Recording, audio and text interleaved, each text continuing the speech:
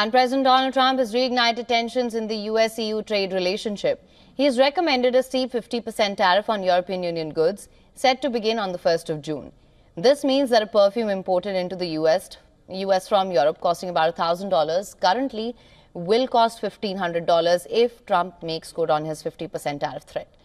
This would significantly increase the current baseline tariff of 10% and follow paused 20% tariffs on certain EU products. Trump criticized the EU, saying it was formed primarily to take advantage of the United States in trade negotiations that he described as going nowhere. European leaders responded strongly, calling for de-escalation. I'm not looking for a deal. I mean, we've set the deal. It's at 50%. But again, there is no tariff if they build their plant here. Now, if somebody comes in and wants to build a plant here, I can talk to them about a little bit of a delay. But, while they're building their plant, which is something I think that would be appropriate, maybe, we'll determine that. France's trade minister emphasized readiness to respond but stressed the importance of calming tensions, while Ireland's prime minister labelled the tariff threat as enormously disappointing and harmful to all parties involved. Wall Street initially dropped on the news before recovering some of the losses. Now, to put everything in context, the United States was the European Union's largest export partner in 2024, accounting for 20.6% of EU exports, according to Eurostat.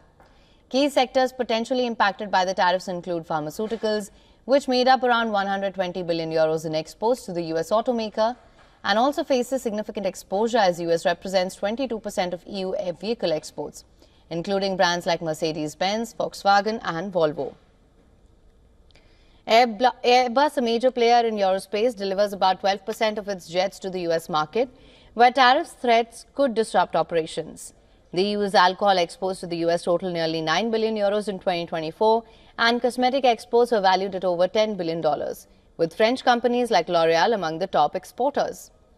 Despite ongoing negotiations, progress between the US and the EU has stalled, with Brussels warning it may impose retaliatory tariffs on US goods valued at nearly 100 billion euros. The Trump administration's approach includes sector-specific tariffs on automobiles, steel and aluminum, many of which remain in place. U.S. Treasury Secretary Scott Bessent noted that the lower 10% tariff rate currently in effect depends on good faith negotiations, which he implied have been lacking from the EU side. While some deals have been reached with Britain and China, the EU-US trade talks face uncertainty, raising concerns about escalating tariffs and potential disruptions to billions of dollars in transatlantic trade. For latest news, download the WION app and subscribe to our YouTube channel.